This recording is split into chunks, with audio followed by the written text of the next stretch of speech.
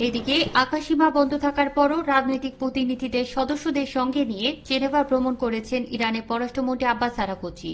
সেখানে তিনি 3টি ইউরোপিয়ান দেশের পররাষ্ট্রমন্ত্রী ও ইউরোপিয়ান ইউনিয়নের পররাষ্ট্র বিষয়ক উচ্চ প্রতিনিধিদের সঙ্গে সাক্ষাৎ করেছেন। ইরান ইসরায়েল সংঘাত শুরুর পর এটি প্রথমবারের মতো তার ইরানের বাইরে যাওয়ার ঘটনা। সংঘাত শুরুর পর আরাঘচি কিভাবে ইরান ত্যাগ করেছিলেন তা ঘোষণা করা হয়নি, তাই প্রশ্ন উঠেছে ইরানের আকাশসীমা বন্ধ থাকার পরও দেশটির পররাষ্ট্রমন্ত্রী কিভাবে দেশের বাইরে এই মিশনে গেলেন।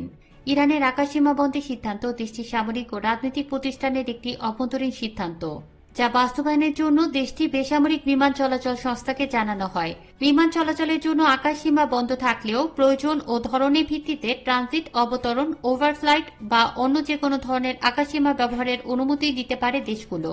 দেশের বাইরে মিশনে যেতে ইরানের পররাষ্ট্রমন্ত্রীরা সরকারি বিমান ব্যবহার করেন, যেগুলো ইরানের ইসলামিক প্রজাতন্ত্রের মালিকানাধীন এবং বাণিজ্যিক বা যাত্রীবাহী বিমান হিসেবে বিবেচনা করা হয় না।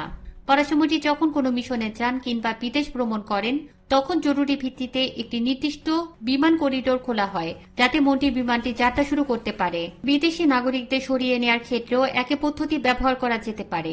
যুদ্ধ পরিস্থিতির কারণে এটা সম্ভব যে ইরানের পররাষ্ট্রমন্ত্রীকে বহনকারী বিমানটি চলাচলের জন্য এমনভাবে পথ বেছে নিয়েছিল যা বিমানটিকে ইরানের আকাশে সবচেয়ে কম সময়ের জন্য রাখে এবং যত দ্রুত সম্ভব বেশি ঝুঁকিপূর্ণ এলাকা থেকে দূরে সরিয়ে নেয়। সীমান্ত ত্যাগ করার আগে বিমানটিকে যুদ্ধ বিমান দিয়ে নিরাপত্তা দেওয়া হয়েছিল, এমনটা ভাবাও খুব একটা অবান্তর নয়। যেমন গত বছর ইরান ইসরায়েল সামরিক সংঘর্ষের পর কাতারের সরকারি সফরের সময় ইরানের প্রেসিডেন্ট মাসুদ পেজেশকিয়ানকে বহনকারী বিমানটিকে যুদ্ধ বিমান দিয়ে নিরাপত্তা দেওয়া হয়েছিল। যদি কোনো কারণে দেশের আকাশে বিমান উড্ডয়ন একেবারে নিরাপদ মনে না হয়, তাহলে এটাও সম্ভব যে ইরানের পররাষ্ট্রমন্ত্রী স্থল সীমান্ত দিয়ে প্রতিবেশী কোনো দেশে প্রবেশ করেছেন এবং সেখান থেকে বাণিজ্যিক যাত্রীবাহী বিমানে তার গন্তব্যের দিকে রওনা হয়েছেন।